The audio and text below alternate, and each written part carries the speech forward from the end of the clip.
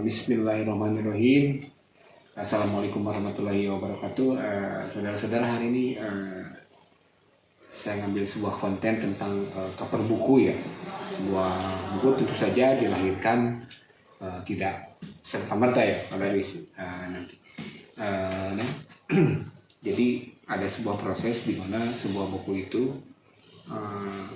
dibuat indah atau didesain dengan bagus supaya juga menarik kan, seperti itu. Nah, ini adalah salah satu contoh buku, cover buku milik Pak Darwis. Ini seorang penulis agronomi ya? Gastronomi. Sok panggil ya, gastronomi dan agronomi ya. Saya panggilnya Akang, Bapak apa ya? Terserah aja deh. Terserah. Ini karena pokoknya sobat gitu di saya panggil Pak Darwis saja ya, karena kan ini untuk umum. Iya. Tapi Kang Koko wis aja lah. Iya. Gimana pokoknya proses untuk lahirnya sebuah cover buku seperti ini, perjalanannya seperti apa nih? Perjalanan sehingga lahir cover ini gitu. Okay. Baik. Nah, ini kita berangkat dari yang buku pertama ya. Yang ini ya. Cirebon dulu deh. Cirebon. Nah, ini kebetulan buku ini memang kan berjudul Hazanah Kuliner Keraton Kesultanan Cirebon. Kalau berdasarkan isinya, pasti kan ini kontennya kan berisi tentang kuliner Cirebon. Waktu itu saya tuh mengambil gambar, ini kebetulan foto hasil jepretan saya ini. Hasil jepretan sendiri gitu kan. Di komposisi ini piring-piring. Iya, betul. Ini memang harus sudah dibuat ataupun disusun itu oleh pihak keraton. Jadi kita memotret apa yang ada terjadi di situ. Nah, kebetulan waktu itu pada saat muludan gitu ya. Nah, jadi saya tuh menemukan ada sesuatu yang unik. Jadi ini foto jepretan pada saat akan mengarak makanan itu ke dalam jampana.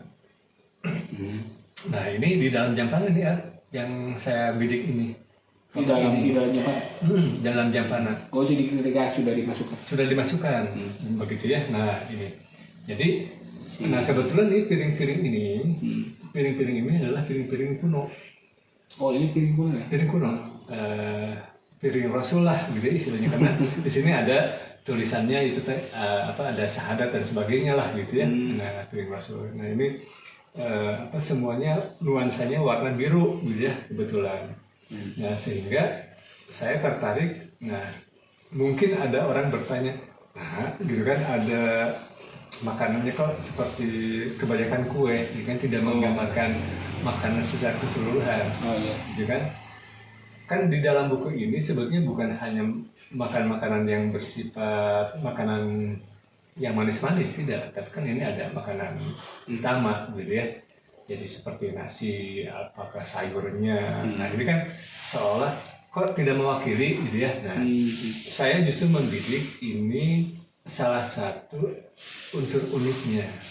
Unsur unik dari makanan. Dari tidak hanya makanan, tapi juga dari sisi alat yang dipakai. Ininya apa? Nyuguhkeunnya. Nyuguhkeunana, betul ya. Nyuguhanana. Dan yang membuat saya tertarik itu piringnya ini. Tapi kenapa tuh covernya tidak piring aja? Kan rame tuh, tidak ada piring mungkul kan, lawuh-lawuhna gitu kan. Nah, tidak ada makanannya. Nah, ini satu.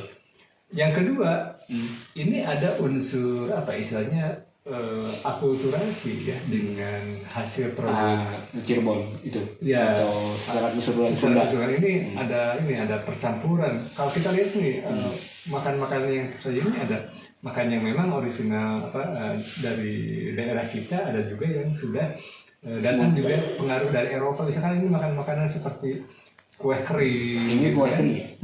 Kue kering. Ini bolu kering ya. Ada bangket apa gitu kan. Nah, ini masuk di dalam salah satu bagian dari sajian yang mereka hidangkan di keraton. Di keraton. Di keraton juga dulu istilahnya kadang-kadang menghidangkan makanan yang Eropaan gitu. Ya. Maksudnya sebagian. Iya.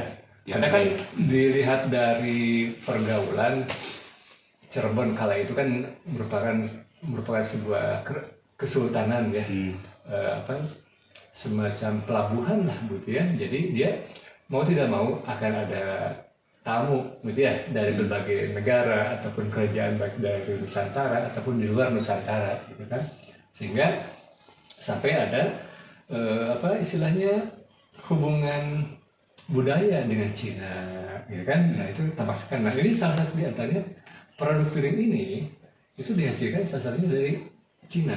Nah, tapi dipesan pada saat zaman Syekh Syarif Hidayatullah gitu kan, dibuatlah piring-piring yang bernuansakan kaligrafi seperti itu. Ada yang bertuliskan lafaz Bismillah dan sebagainya gitu ya. Ada beberapa ayat suci Al-Quran yang memang dituliskan di dalam desain piring ini gitu kan. Dan ini juga piring ini keluar itu setahun sekali. Ya, jadi waktu motret itu sudah terpikirkan bahwa kemungkinan ini jadi cover atau jadi bahan isi ya pasti. Itu belum. Justru saya mengambil di lapangan itu langsung ya cepret sesuai dengan momentum yang terjadi pada saat itu. Ya udah kita ambil aja. Nah baru menjelang pada saat buku ini akan segera terbit kan butuh ya untuk ilustrasi covernya apa gitu kan. Wah, nah ini saya pilih-pilih tuh dari sekian banyak foto yang ini kan nanti di sini tuh ada beberapa ilustrasi gambar-gambar yang memang sayangnya ini jepitan sendiri gitu kan, yang hasil saya lakukan ini. Ada satu di antaranya ketika di Keraton Kacirebonan dan Kasepuhan. Nah, ini saya ambil juga dari ini istilahnya dari museum keraton ya. Nah, kemudian ada juga ini ada foto berikutnya. Nah, ini saya sengaja dipilih gitu ya, yang memang yang bisa mewakili begitu ya, untuk melihat tentang bagaimana ragam kuliner yang ada. Nah ini saya sengaja nih, ada beberapa gambar piranti-piranti makan, gitu ya, makan minum di area keraton ini, semua koleksi keraton. Pertimbangannya kenapa tidak keratonnya gitu yang ditonjolkan? Ada ya ini keraton. Nah karena ini kita ingin menonjolkan kulinernya ya, bukan keratonnya. Bukan keratonnya. Ini buku tentang sejarah keraton atau gitu. Ya, jadi memang untuk cover itu pasti ada pertimbangan apa yang paling inti atau yang disampaikan oleh sebuah buku. Betul. Seperti itu. Nah ini kebetulan yang ada di Keraton Kacirebonan waktu itu. Ini pada saat prosesi Muharaman ini. Nah ini ada acara Muharaman. Nah ini kebetulan Pak Sultan dan keluarga, kemudian ini sajian makanan yang disuguhkan dalam acara perhelatan ini. Nah ini tadinya saya mau menghargai ini, tapi saya kalau misalnya mengambil gambar ini tidak mewakili 3 keraton. Ini Kacirebonan. Jadi kalau ini ditampilkan ini tidak mewakili, gitu kan? Nah makanya saya coba, karena ini adalah inti ya warisan yang ada dari 3 keraton ini. Ini kan relatif yang paling banyak itu di Kasepuhan. Nah akhirnya saya memilih yang lebih mewakili semua ya, terutama dari piring-piringnya sajalah gitu ya, sebagai simbolisasinya gitu kan. Nah, kemudian akhirnya waktu itu saya membuat ada semacam istilahnya mengajak ya kepada mahasiswa. Ada salah satu mahasiswa yang saya lihat anak itu punya potensi. Nah, ini namanya Muhammad Hafiz An-Nazli. Nah ini kan Hafiz An-Nazli ini anak yang luar biasa nih, mahasiswa yang berprestasi. Nah jadi dia ketika saya tantang untuk coba di antara kalian ada yang sanggup nggak untuk membuatkan cover. Akhirnya saya Pak boleh gitu kan, akhirnya dicoba gitu kan, dan ternyata ya sangat luar biasa gitu kan. Nah sampai akhirnya pertimbangannya, nah ini di punggung cover ini ada ini Cirebon hasil. awan ya, motif awan Cirebon gitu kan. Nah ini juga saya minta secara khusus nanti kalau bisa ada ini gitu kan, tambahkan ikonnya ya, sebagai ikon untuk mewakili kecirebonannya.